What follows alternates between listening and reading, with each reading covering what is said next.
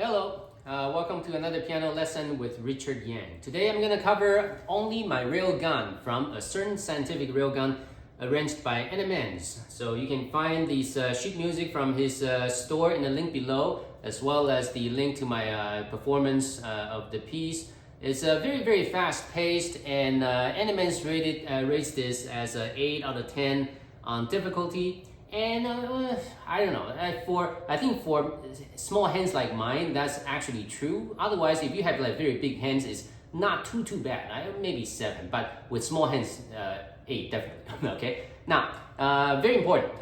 The official version of this by Animenz is different than what he performed on his. It's different than his performance. He reduced some big hand stuff like this. This is the beginning. He reduced that to this, which makes it a lot more small hand friendly. But later on, we still have some of this in there, so you're not losing much. So you get both. So just so that you know, there are differences. I initially learned the transcribed version that's closer to his performance, but for the sake of this video, I used the official version. Okay, so let's begin. In the beginning. The beginning, the rhythm should be fairly easy, right? A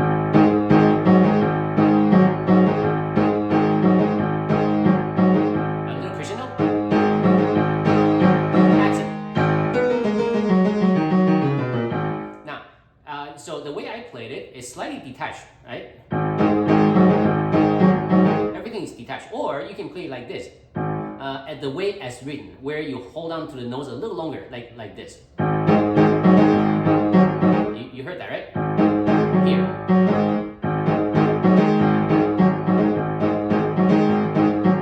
I'm exaggerating, but yeah. Now, this. Practice this in groups of 4/16 at a time. You don't have a choice there. This. Move the fingering down a little bit, become this. Right? That's how you practice. Right? So you can observe the fingering move. Move to the left a little bit, and left a little bit.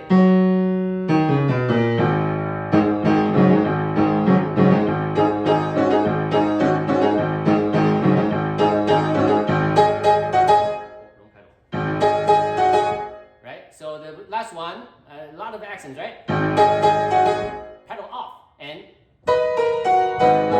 now there's no pedal mark here, but I don't think you can play without pedal, so I have pedal in here. I change. Now section A. So section A. So again, this is now reduced from this, because as you can see, this is very tiring. As you can see, as is, it's already a bit of a stretch for me, right? So if I have to do this throughout the whole piece, I mean that's what tire your arms out. So very nice that he reduced it to this. Now let's go.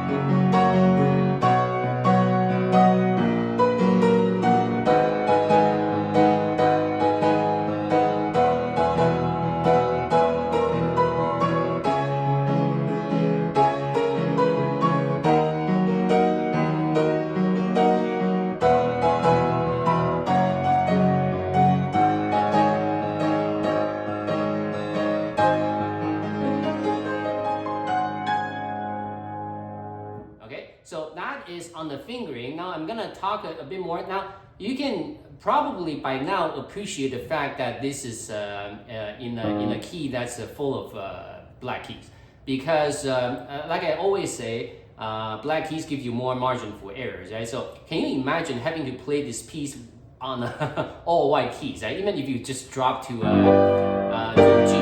right?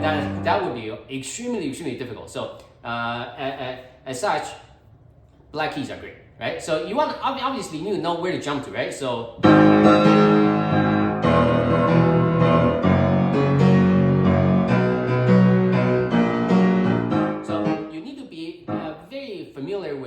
jumping up and down an octave of any given note.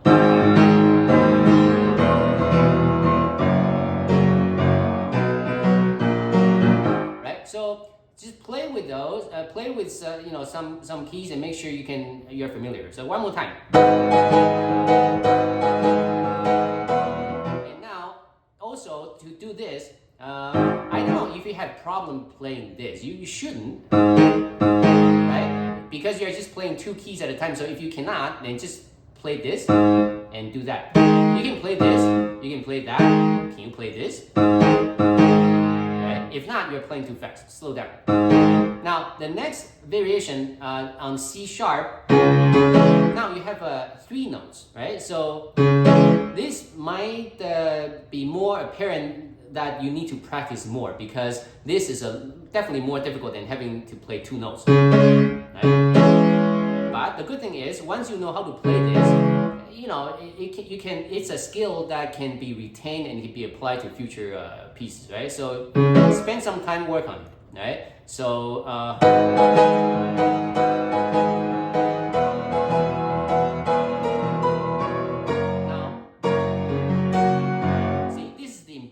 of knowing how to jump, right? And here it's not too bad because it's a F sharp. It's a big target, right? You have a lot of white keys here. This is the first black key down below. I don't know if you know what that means. And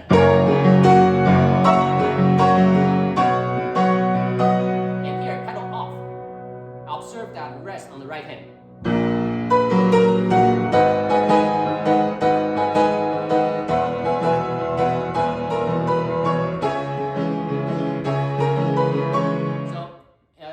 Strive to, if you cannot play this clearly, you need to slow way down.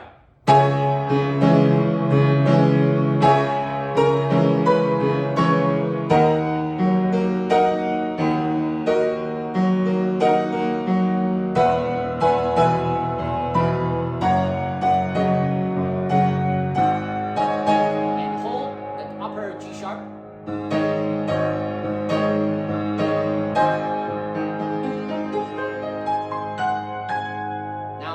This arpeggio played as such. It's not like don't fudge the notes, right? Make them very clear. Even if you have to play forte to practice, even though this you have a decrescendo there, right? So section B. Of course, fingering first.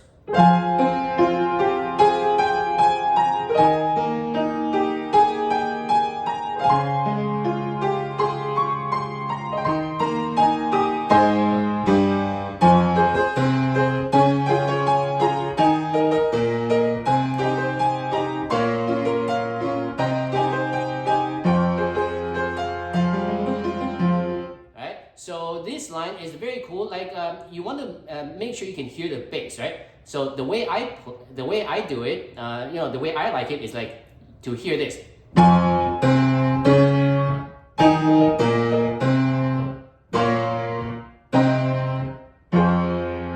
Right? That's very cool, right? So you need to work on your pedal change.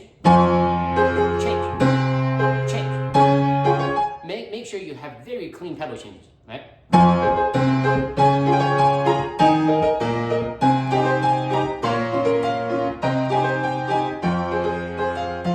And now this is where it's a little different than its transcribed version. Animenz performance, I believe he plays like this, but here is this. Right? They are different.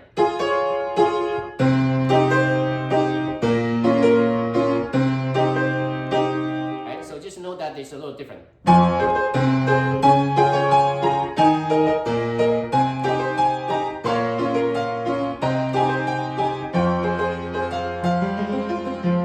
That's it, section C. So this is technically staccato, but the left hand, because you need to capture the bass note, so you kind of need a little pedal here. So in order to not sound too murky, you want to do half pedal wherever possible. So the point point is you want to be able to let the listener hear that staccato.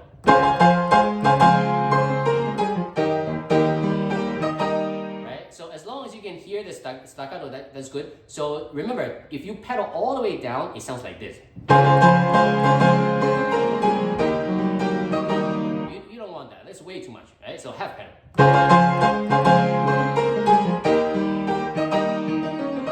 Now on fingering, I'm gonna go slower now. Observe the left hand.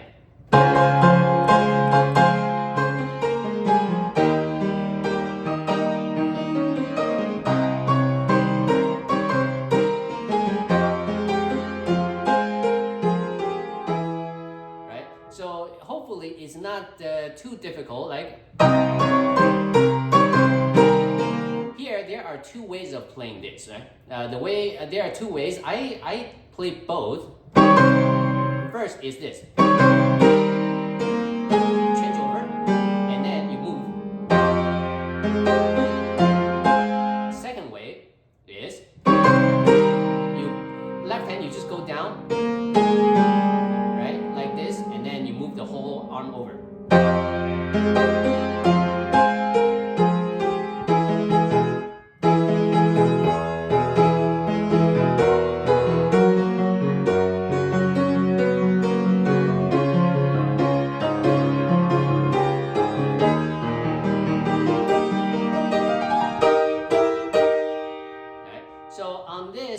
Technically, you should be playing this, but I don't like to move my whole body over, so I just use my right hand to play the top notes. So hopefully that makes sense. Section D. So section D is the same as before, so I'm just gonna play this over.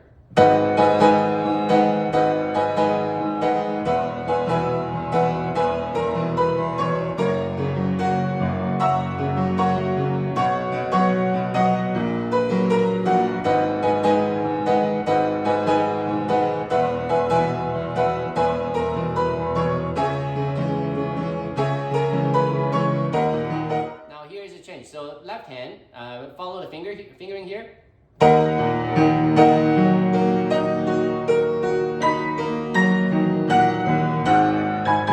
Right? So fingering goes like this.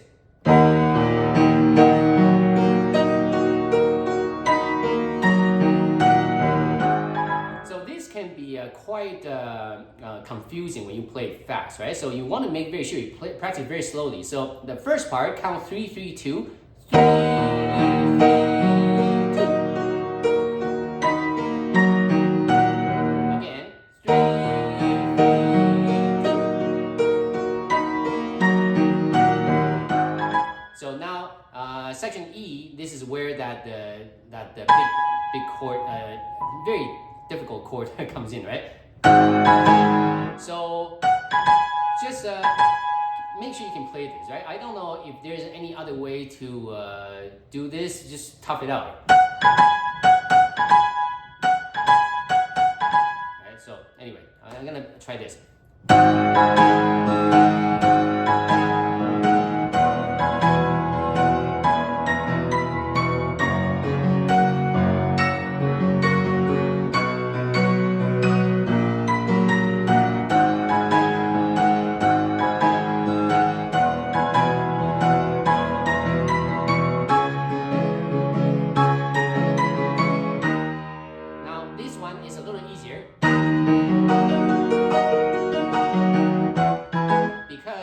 Just a straight up D sharp minor arpeggio, right?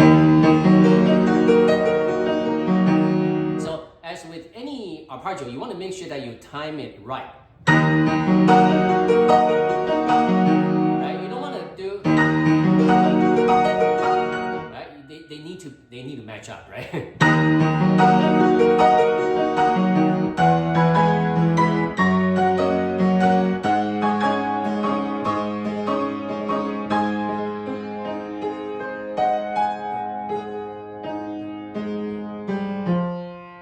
So, and now I have a small tip for you on playing this, right? So you want to have a down up motion. So what do I mean? Down up, down up, down up, down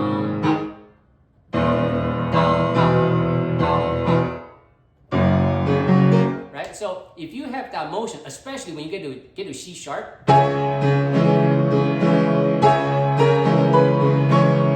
it's going to make a lot more sense to play those notes together, right? Because up, down, up. On the up, you can think about down, you're playing one note. On the up, you're playing this, right? So you can logically separate this to make more sense to your mind. Right, so I'm at the bottom of the page.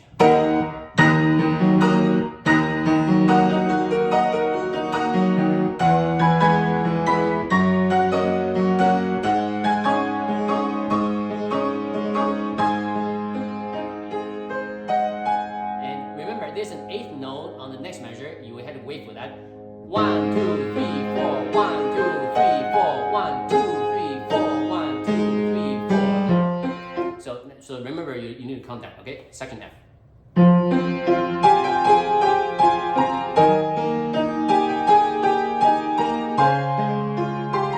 So the left hand, mostly just 5, 2, 1, 3, 2, right? You have that.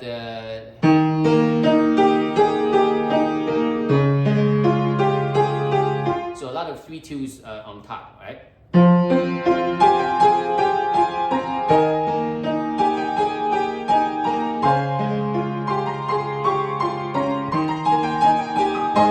This, play it very clearly. If you cannot play that clearly, again, you're playing way too fast. And don't rush.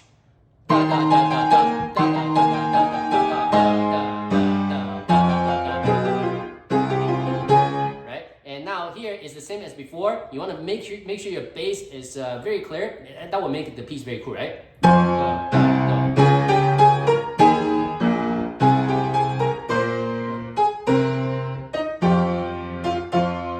That's what you want to hear, right? So play from here.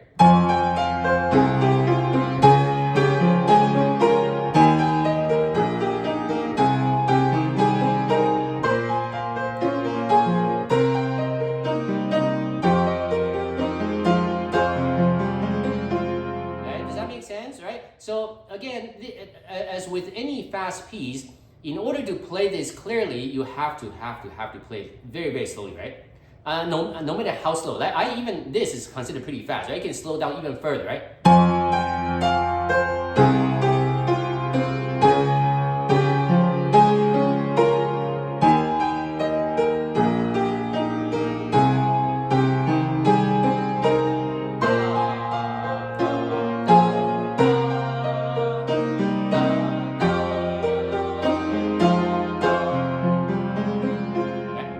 Everything so clearly. Section G.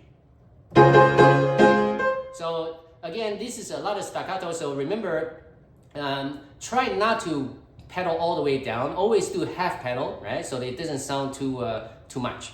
Alright,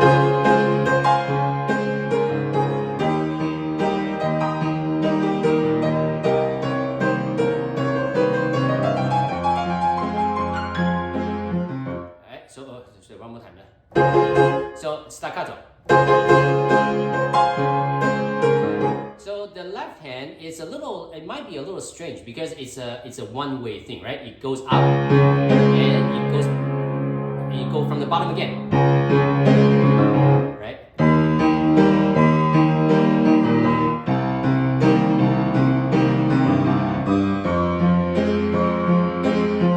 So make sure you understand that. So it doesn't go like this.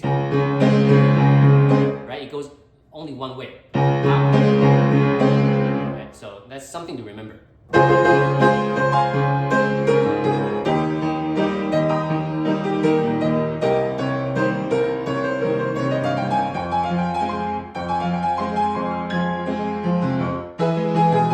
Here, so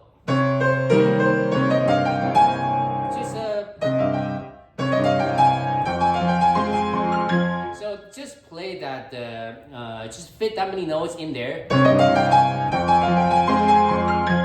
Just practice like that. And here, if you have problem playing the 5,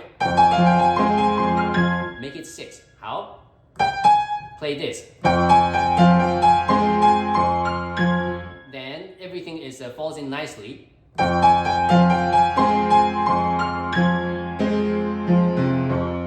So instead of doing this, you're playing this. So it's just some suggestion to make things a little easier, right? And here.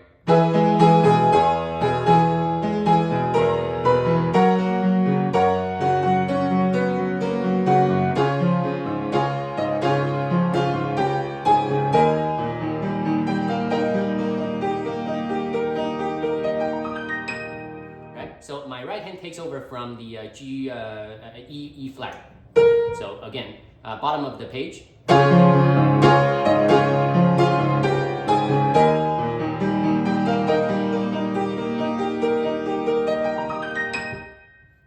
then you start again. Section H. Section H, the left hand, you probably, it might be a good idea to practice separately. By itself, it shouldn't be difficult, but matching up with the right hand at very fast speed, it may be a little more difficult, but practice slowly, of course.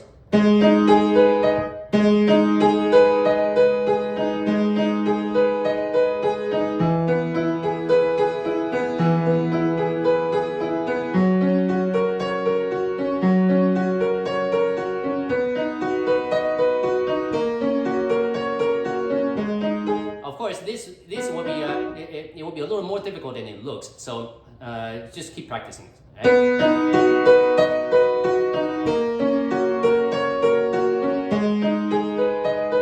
Right. So putting it together, it sounds like this.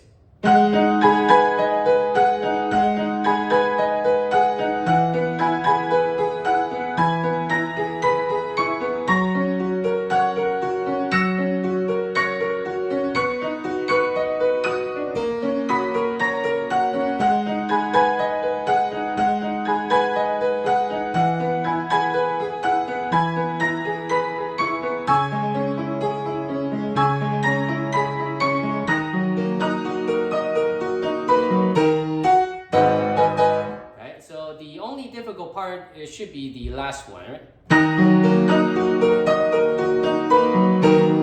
And again, by itself, by right hand, left hand by themselves, they should be fairly easy, right? Right? But putting them together, you again count 3, 3, 2.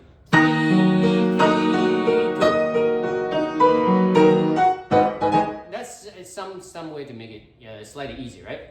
Section I. So now this is all repeat now. So I'm just gonna play over it, right?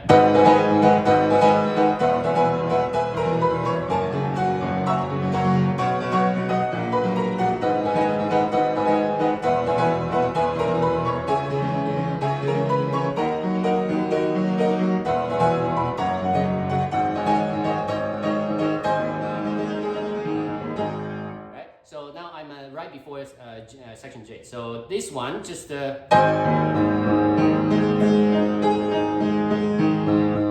it's just 3 notes at a time. Up, and coming down. Right, so it shouldn't be too confusing, right? Right,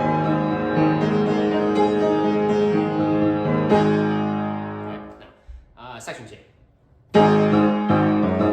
Section J, the first thing to note is the left-hand pattern. Very important. Notes, beats 1 and 3 are not octaves. 2 and 4 are octaves. Right? So not octave because you have this, and then octave, and then it repeats.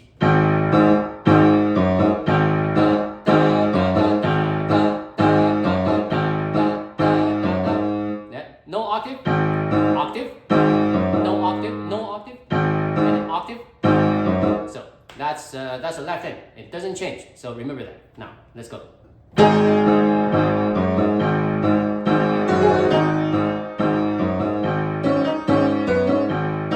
So fingering first.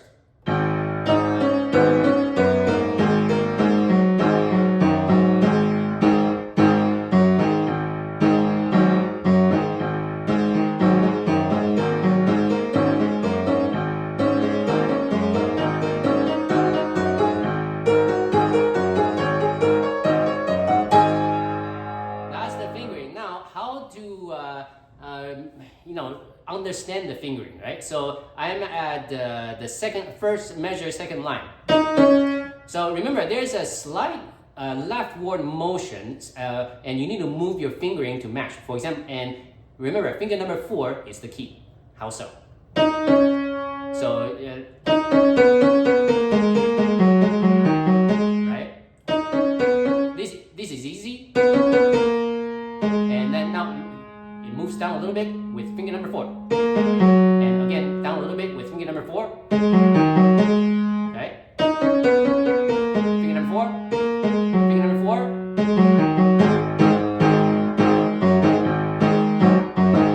Now, so here, the way it goes, it will now move slightly to the right, and you need to move your finger to fingering to match. Right? So how does it go? See, I'm moving slightly to the right. Number 4. Right? See, I don't know how to explain this. If you follow the fingering, try to feel it.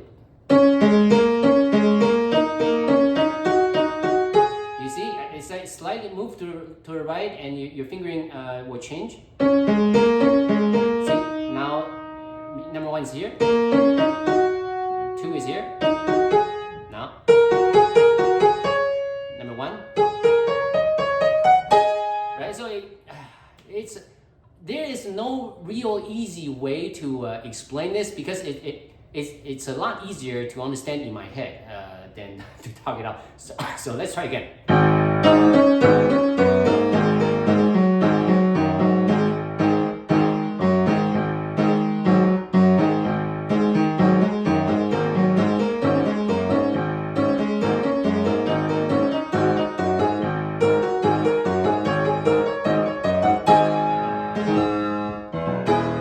Okay, section K.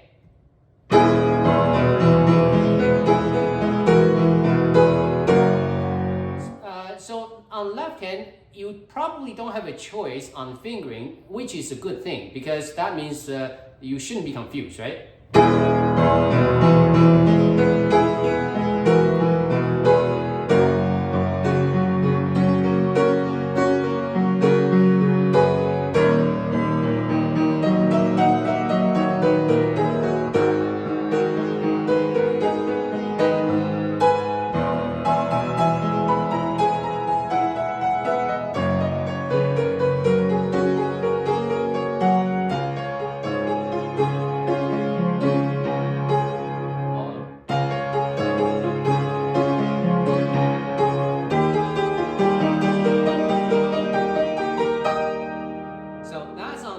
Fingering, so I'm gonna play that one more time, and hopefully I can explain a little more. So this, you need to learn the rhythm real.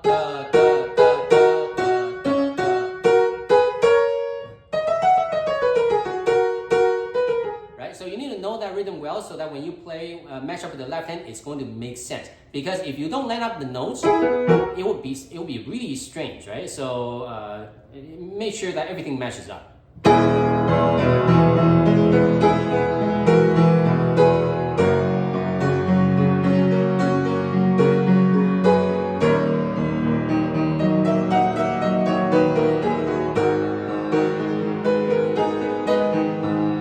So now the left hand, switch over here.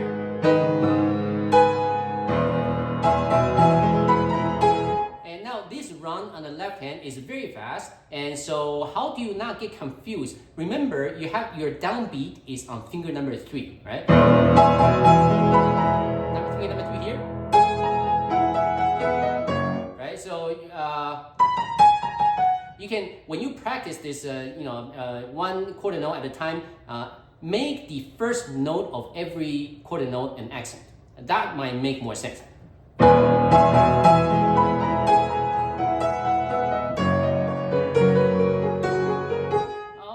Accent in different place here. So you know what? Let's do this. The trick is your finger number 4 again, because there's a slight leftward movement, right? Finger number 4. Finger number 4. Finger number 4. Right. so your finger number 4 is plays a critical role in this motion. Finger number 4, 4, 4. Now this, instead of playing this, which is quite a stretch, I move my thumb over to the G sharp. As you can see, this is a much more stable position, right? So,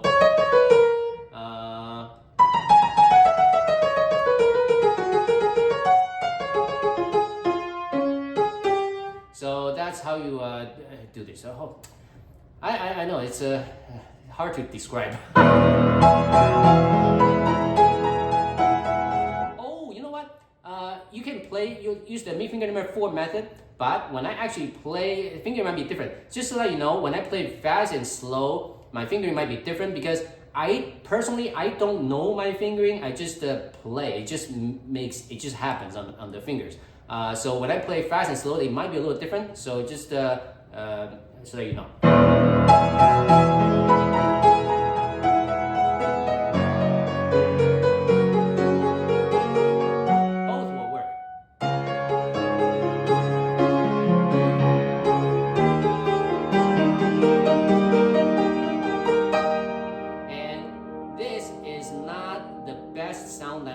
Because the sheet says to hold the pedal down. Therefore, it is extremely important that you play this measure right, because if you get any wrong note in there, it's gonna mess things up. See, I play some wrong notes and now it's all messed up, right? So don't do that. Play it slowly.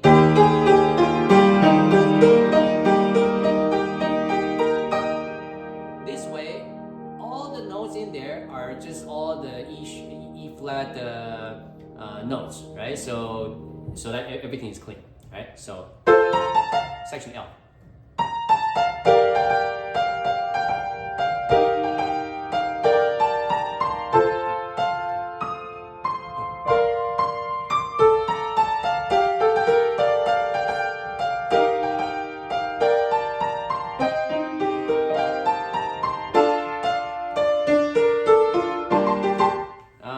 So no question about it. Section M. So section M, the left hand and right hand, the rhythms are separate. So left hand is the melody.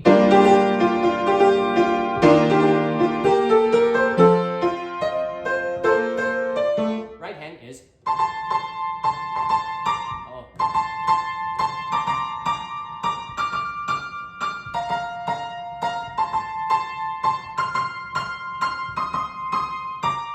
So they're different. So when you practice, it might be too difficult to think of two separate voices. Instead, just get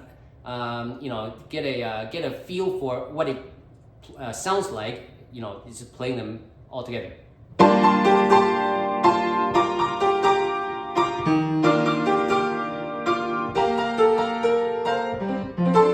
really don't like the fact that because my hand, I cannot reach that chord. So I have to break it down, and that kind of disrupts my flow. So I really don't like that. And this, and the next one, I cannot play this. So I have to break it down. Right? So that sucks, right? But that's too bad. So hopefully you have bigger hands.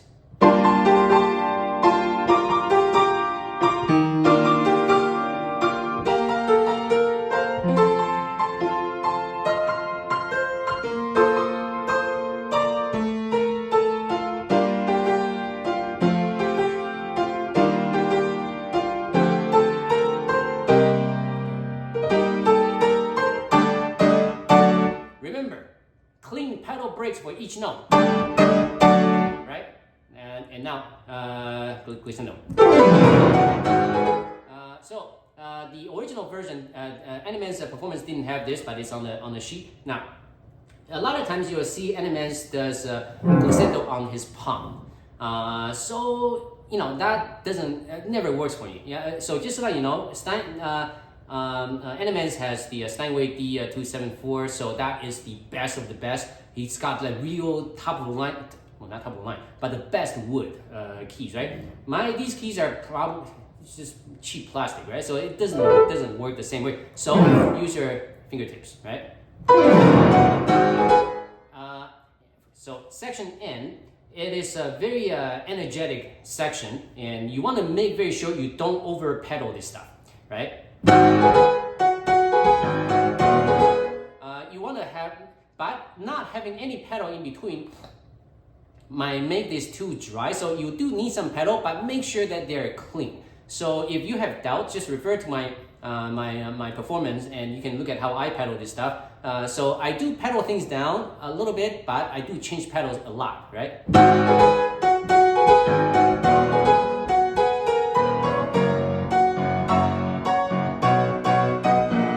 This is it's probably my absolute favorite little 3 notes in this piece because it's just so cool.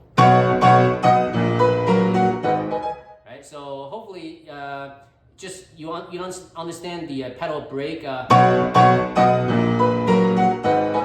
Just make them clean, okay? And now the rest is all the same until the end. So I'm gonna play them through, okay?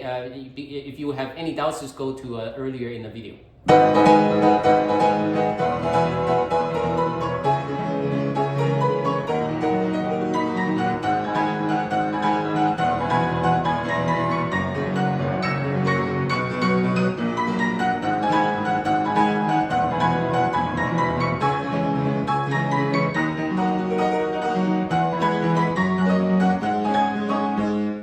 Now here is different.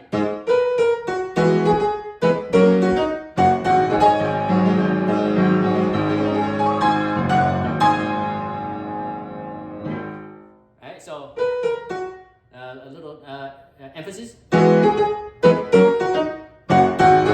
Now I changed pedal on the G sharp. Only because if you don't, it sounds like this.